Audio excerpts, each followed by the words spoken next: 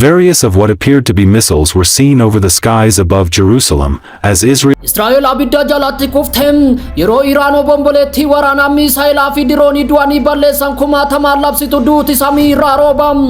Baha giddu galeessaa keessatti abiddi itti fufem addunyaanis itti aanuu dandeessim. Halkan kana wanti yaadame ta'eeram. Iraan dalga badiisa seena qabeessa fi suukaneessaa ta'e banuunim golee Israa'el hunda irratti Misaa'elaa fi diroonii of ajjeesu kumaatamaan lakkaaman roobsitem.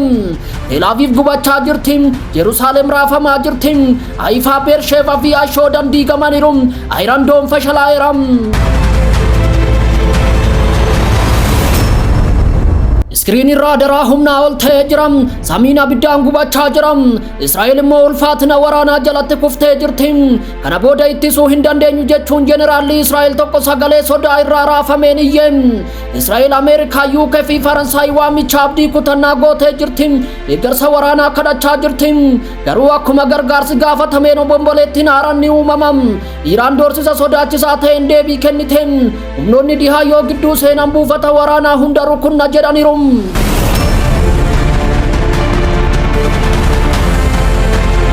Iraq irraa kaasee haga biyyoota galoo galaanam galaana diimaa irraa kaasee haga galoo galaana Faarisittim kun kana booda waraana qofa miti bomboleetti abiddaatiin akkasumas karra waraana addunyaa banuu danda'am. Hospitaalonni dhangala'aa jiru, ijoolleen gaaddisa lafa jalatti iyyaa jirtim. Gamoonni yeroo caccaban magaalota irratti abiddi ka'aa jiram. Intarneetiin gadi bu'eeram, humni dadhabeera abdiin badaa jiram.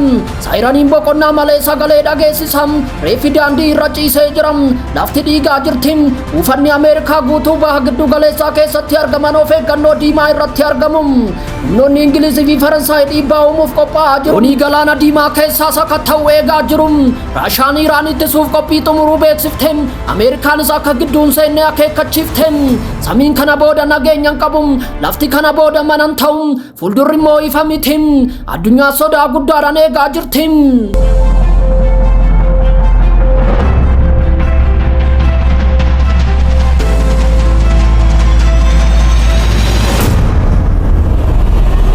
Alkanada Israa'el irratti roobni Misaa'elaa kumaatamaan roobem waraana sodaachisaa naannicha keessatti waggoota kurnan darban keessatti argame hin beekne keessatti Iraan dalga Misaa'elaa fi diroonii guddaa furgugsite magaalota gurguddoo Israa'el hunda jechuun ni danda'ama rukutte. Misaa'elonni baalaastikii fi dirooniin ofiin of ajjeesan 1,000 ol kufanii naannoo nagaa gara dirree waraanatti jijjiiranii. Dhoohinsi Tel Aviv irraa haga Yerusaalem, Haifaa irraa haga Beershabaatti dhagahame, bilookiin guutuun jige, manneen barbadaa'aniiru.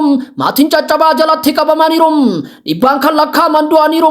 Kudhanootaan kan lakkaaman du'uun isaanii mirkanaa'eera. Hospitaalonni humnaa ol ta'aniiru.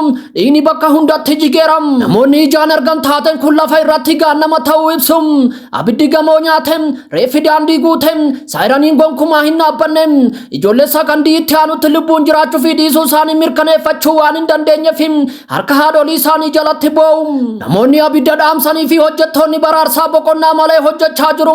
Lubbuu isaanii balaaf saaxiluun namoota lubbuun hafan mana jige keessaa harkisaa jiru. Ambulaansonni jeequmsa keessa iyyuu namoota madaan daandii abiddaan ibsame keessa fe'u. Sirni ittisa Israa'el Iraan doom roobsa shororkeessummaa dhaabuuf yaalus baay'ina isaa irraa kan ka'e harka kenne. Akkuma waan samii mataan isaa waraana labse fakkaata.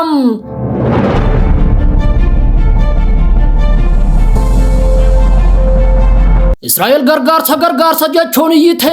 Israa'el dhukaasa jalatti kuftee jirti. Ittisni qilleensaa ishii dadhabaa ta'eera.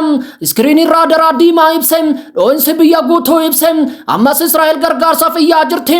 Qondaalonni Israa'el waamicha hatattamaa Ameerikaa, Yuunaayitid Kingdamii fi Faransaayitti bilbilanii deeggarsa waraanaa hatattamaa kadhachaa jiru. Jeneraalli Israa'el kana booda ittisuu hin dandeenyu jedhaniiru.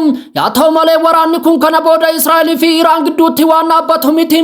Iraan akeekkachiisa sodaachisaa laattee jirti. Humnoonni Ameerikaa, Ingiliz yookaan Faransaay waraana kana yoo seenan buufata waraana keessa naannicha keessa jiru hunda nan barbadessa jette. Iraaq irraa haga biyyoota galoo galaana Faaris irraa haga galaana diimatti Misaa'elonni fageenya dheeraa Iraan cufamanii qophaa'aniiru.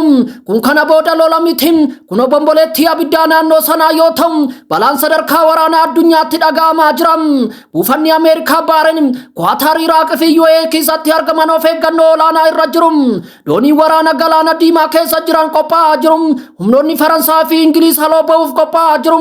Sakandiin hunduu balaadhaaf dhiyaachaa jira. Samiin gubachaa jira. Samiin gubachaa jira. Sa'aatiin kun waggoota 50 oliif ba'a giddu galeessaa keessatti sa'aatii dukkanaa ta'edha. Addunyaan abidda kana ilaalaa jirti. Ardiilee hunda keessatti akka babal'atu sodaatti.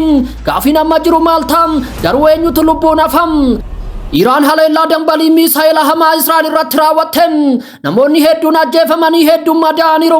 Halkan darbe lolli qilleensaa hamaa fi haleellaan Misaa'elaa gurguddaan gara Israa'elitti dhukaafamuun dhukaasni guddaan Teel Aviivii fi naannoo kaaba Israa'el Afiyaa keessatti dhaga'ame akka ibiddaa ibse.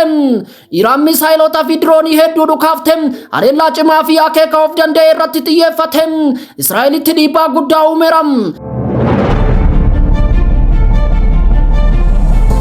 Yeroo samiin gubachuu jalqabde dacheen ni hollatte. Oduu har'aa xumuruun salphaa miti. Sababni isaa dhukaasni halkanii sun oduu osoo hin taane dhaamsa addunyaa keessatti boombii fakkaatu of keessaa qaba. Iraan sochii jalqabde gara samii Teel Aviivitti Misaa'ilota ishee akka bokkaa roobsite. Akka abidda hafuura qabanitti dhukaafte. Diroonota bal'oo saffisaa fi diinummaan deemanii samii dachee walitti makan gara qilleensatti banuun haleellaa hamaa qofa osoo hin taane hubannoo teekinooloojii lolaa fi humna jabinaa agarsiisu ture. Dhukaasni kun akka sirba reeffam akka qilleensa miidhamee ibse.